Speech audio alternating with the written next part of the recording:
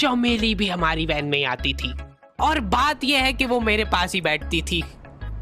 मतलब मजबूरन, उसके पास और कोई ऑप्शन ही नहीं बचता था और मैं बचाता भी नहीं था। मैं घर पे जाते से जो 2-3 घंटे मेरे को सोने के लिए मिलते थे उसमें सोता नहीं था और मैं प्लानिंग करता था कि कैसे चमेली सिर्फ मेरे पास बैठे। चमेली सबसे आखिर में आती थी और मैं सबसे पहले सुनसान वैन में चढ़ के बस्ता अपने पास में रख के और फसर के सो जाता था। बाकी सारे बच्चे अपना बस्ता गोदी में रखते थे क्योंकि तुम्हारे बाप की वैन नहीं है, मतलब मेरे भी नहीं थी, पर मेरे ऊपर भैया जी को तरस आ जाता था कि बेचारा 5 बजे से आया है, तो वो सोने देते थे।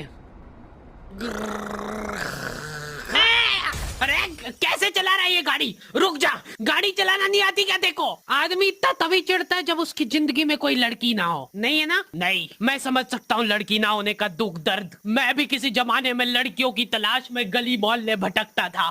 फिर एक दिन मेरे पास से वो निकली। जैसे ही मैंने हैपन खोल के देखा, उसकी आईडी मेरे फोन पे चमक रही थी। हैपन ये एक रियल लाइफ डेटिंग ऐप है। यहाँ पे तुमको वो लोग मिलेंगे जो तुम्हारे आस पड़ोस से निकले हो कभी ना कभी। 100 किलोमीटर दूर रहने वाले लोगों से बात करके फायदा ही क्या जब तुम मिल ही ना पाओ। और अगर तुम्हारी घिनौनी शक्ल देख के यहाँ पे तुमसे कोई प्यार मोहब्बत नहीं भी करता है तो तुम फ्रेंडशिप तो कर ही सकते हो फिर भी।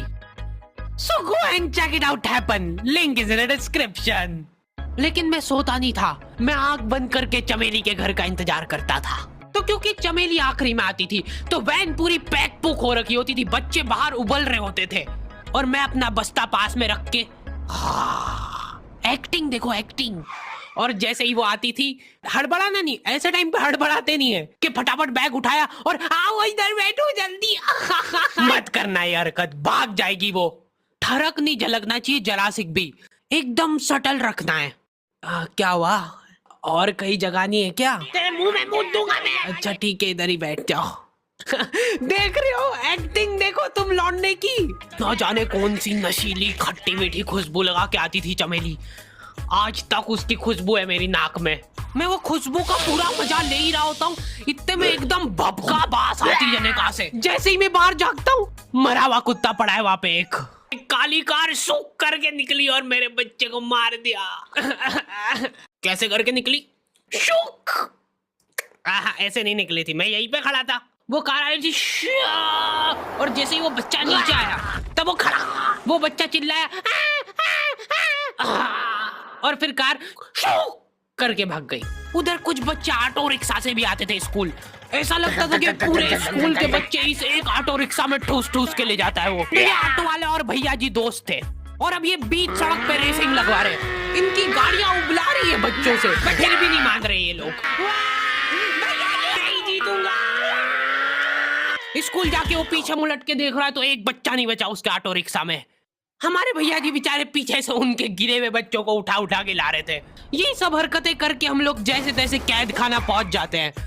सुबह 5 बजे से निकलने के बावजूद हम लोग लेट पहुंच रहे हैं वहाँ पे पहुंच के हमने देखा कि 4 लौंडे मरे हुए पड़े हैं जिनको डॉन ने मारा है। डॉन हमारे स्कूल की इंचार्ज थी।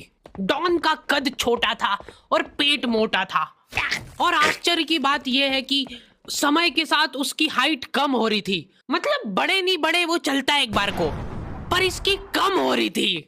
डॉन बहुत स्ट्रगल करके कार से स्कूल आती थी खड़े होके, क्योंकि बैठ जाए तो उसको सामने की सड़क नहीं दिखती थी। वो अलग बात है, खड़े होके भी पूरा नहीं दिखता था। हर रोज 2-4 कुत्ते कुचलते हुए आती थी वो। फिर मेरे को समझ आया कि रास्ते में जो कुत्ते दिखे थे वो डॉन इस कैद खाने में छत पे बैठी रहती थी स्नाइपर लेके। कोई भी कैदी कुछ गलत गतिविधि करता हुआ दिखता था तो वहीं पे, मैडम इनकी लाश का क्या करना है? अरे ये तो आपको पता ही है। कहाँ रह गए थे यार झमू दीदी, फटाफट ये खून वून साफ करो। झमू दीदी बुलेट से स्कूल आते थे और ये अफवाह फैली भी थी पूरे स्कूल में कि उनके घर पे मर्सिडीज भी है। लेकिन झमू दीदी हम्बल रहना पसंद करते हैं। ऐसा कहा जाता था कि ये स्कूल ऑन पेपर झमू दीदी के नाम पे ही है, पर वो हम्बल रहने के लिए यहाँ पे झाड़ू पोछा लगाती है।